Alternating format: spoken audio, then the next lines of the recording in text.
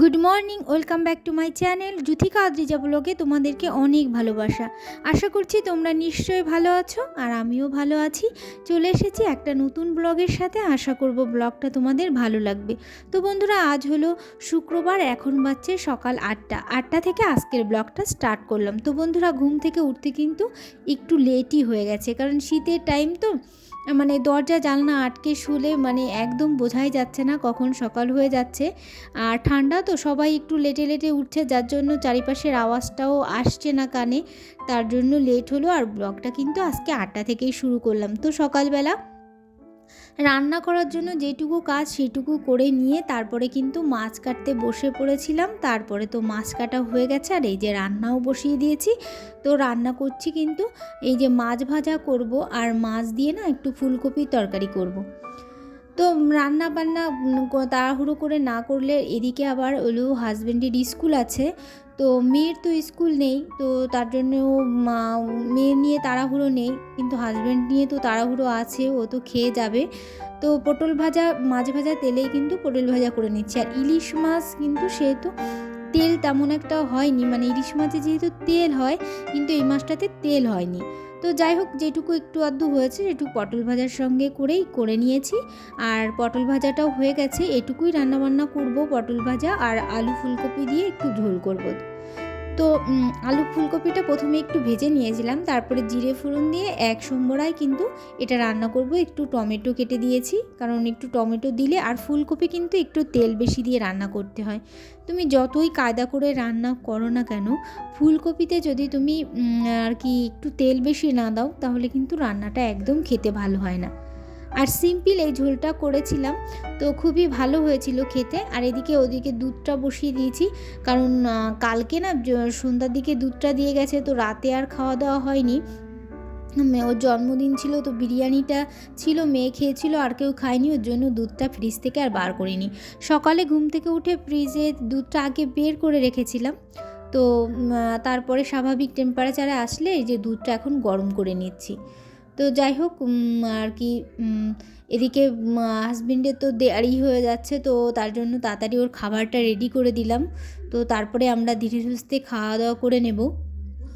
তো ও হাজব্যান্ডও স্কুলে চলে গেছে, আর এদিকে আমারও খাওয়া হয়ে গেছে। এবার মিনিকে খেতে দেওয়ার পালা। তো কাটাকুটি আর একটু ভাজা মাছ টুকরো টুকরো দিয়ে ওকে খেতে দিয়ে দিচ্ছি।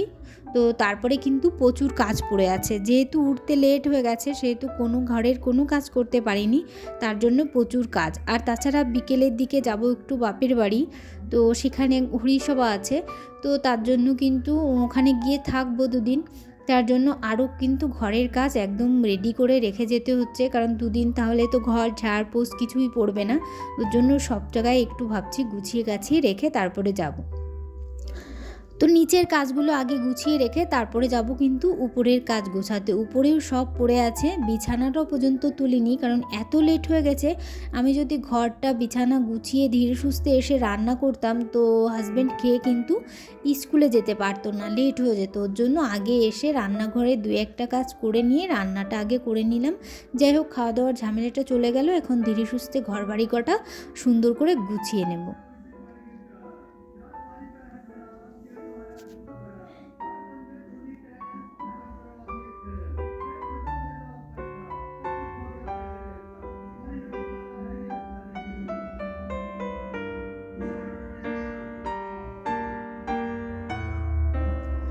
কোথাও যাওয়ার হলে না কাজটা যেন আরও বেড়ে যায়, মনে হয় এটা গুছিয়ে রেখে যাই, ওটা গুছিয়ে রেখে যাই, এভাবে কিন্তু কাজ পরিমাণ বেড়েই যেতে থাকে। রোজকার যে কাজগুলো করি তার থেকে কিন্তু একটু বেশি কাজই করতে হয় কোথাও যাওয়ার হলে। তো যাই হোক, নিচের সব কাজ ছিমছাম করে গুছিয়ে রেখে আসলাম। এবার উপরে চলে এসেছি, উপরটা সুন্দর করে গুছিয়ে রাখতে হবে, না হলে তো আবার হাজব্যান্ডের তো সময় নেই কিছু করার, তাছাড়া এসব কাজগুলো করবেই বা কেন। যাই হোক, তারপরে একটু তাড়াহুড়ো করেই সব কাজগুলো গোছাতে শুরু করে দিলাম। তো বিছানাটায় তো প্রচুর লেপ কাঁথা লাগছে, শীত তো প্রচণ্ড পড়ে গেছে। কদিন বৃষ্টি হওয়ার পর তারপরে কিন্তু জোরদার শীত দেওয়া পড়া শুরু হয়ে গেছে, তার জন্য কিন্তু বিছানায় লেপ কাঁথা একদম ভরে গেছে। আর আমার হাজব্যান্ডের প্রচুর পরিমাণে শীত, তো তার জন্য অনেক লাগে। যাই হোক, বিছানাটা তাড়াহুড়ো করে গুছিয়ে নিলাম। এবার কিন্তু ঘর বাড়ি সব পুরো পরিষ্কার করতে হবে। ওদিকে ও ঘরটাও পড়ে আছে, ও ঘরটাও পরিষ্কার করতে হবে।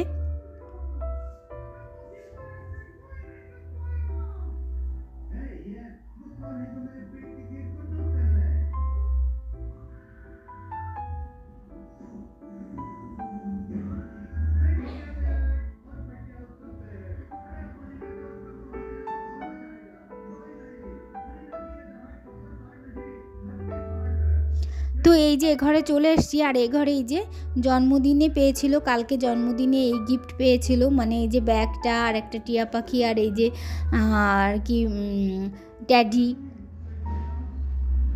তো এগুলোই কালকে পেয়েছিল। তো এগুলো এখন খাটেই থাক, পরে এসে একটা যেখানে রাখার রাখবো। এখন আপাতত এইটুকু এখানেই গোছানো রইল।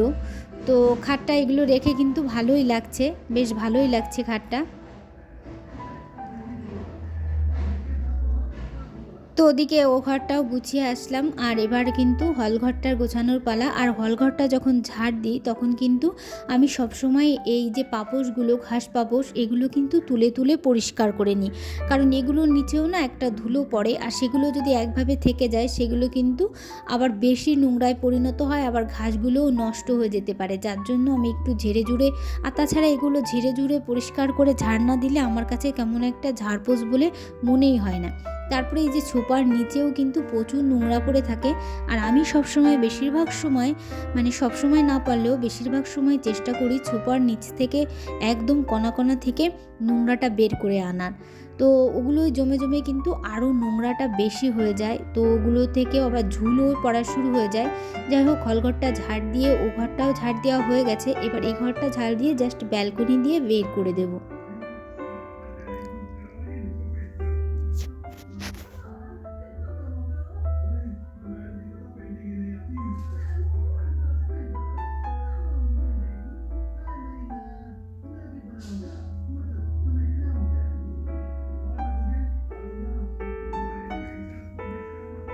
তো এই যে ব্যালকনিতে গাছের কিছু পাতা শুকিয়ে গেছিলো, আর এই শুকনো পাতাগুলো আমি শুকনো কিংবা পেকে গেলে, তারপরে একটু মানে আধা আধা শুকনো হয়ে গেলেও আমি সেগুলো কাঁচি দিয়ে কেটে পরিষ্কার করে ফেলি, কারণ ওগুলো থাকলে গাছটা কেমন একটা মরা মরা দেখায়, আর কিন্তু দেখতে একদমই ভালো লাগে না।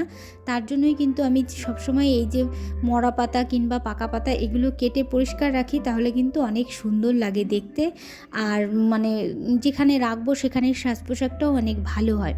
যাই হোক, এগুলো সব শুকনো পাতাগুলো ভালো করে কেটে পরিষ্কার করে নিলাম। এখন কিন্তু গাছগুলো খুব সুন্দর লাগছে, আর এবার ঝাড়পোছ দিয়ে পরিষ্কার করে নিচ্ছি।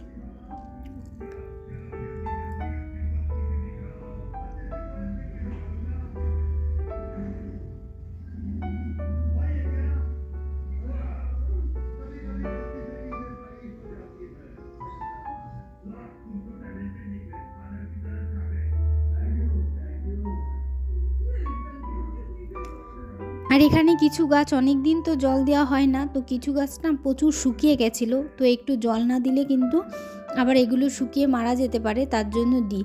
আর এখানে আমি প্রায় জল দিই না, অনেক দিন বাদেই দিই, কারণ একটু বেশি শুকনো হলে তবেই দিলে কিন্তু গাছগুলো ভালো হয়, আর একভাবে জল দিয়ে রাখলে গাছগুলো কিন্তু ম্যাড়মেড়ে হয়ে যায়। তাছাড়া এই যে বাম্বু ট্রি গাছগুলো, এগুলোতেও কিন্তু আমি খুব কম জল দিই।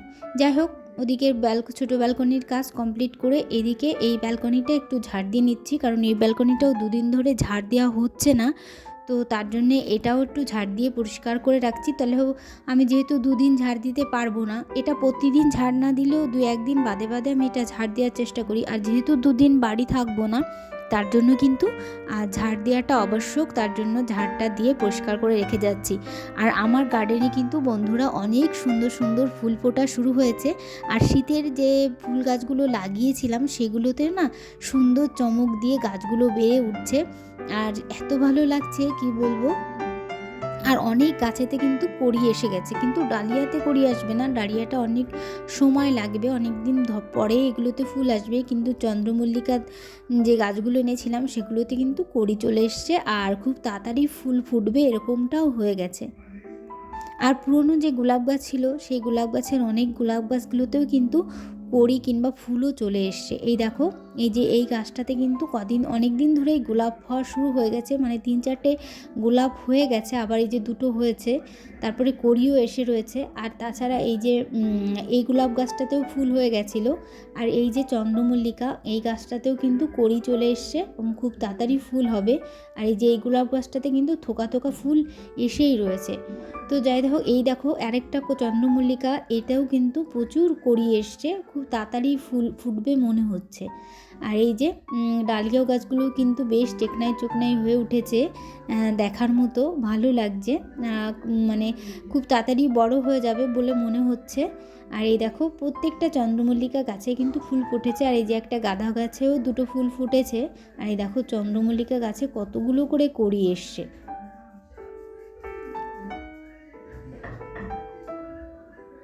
এ দেখো 2টো হলুদ গোলাপ ফুটেছে, এর আগেও 2টো ফুটেছিল। তো যাই হোক, উপরটা চকচক করে গুছিয়ে রেখে আসলাম। আর এই যে উপরে ডাস্টবিনটা নিচে নিয়ে এসেছি। আজকে যেহেতু গ্যাসে রান্না করেছি সেহেতু জল গরম করা হয়নি, তো উনুনে ভাবছি এই যে মানে উপরের আর কি ডাস্টবিনটা, এটাই না অনেক আর কি প্লাস্টিক জমেছিল, এগুলো না আমি বাইরে ফেলি না, এগুলো বেশিরভাগ সময় চেষ্টা করি পুড়িয়ে দেওয়ার।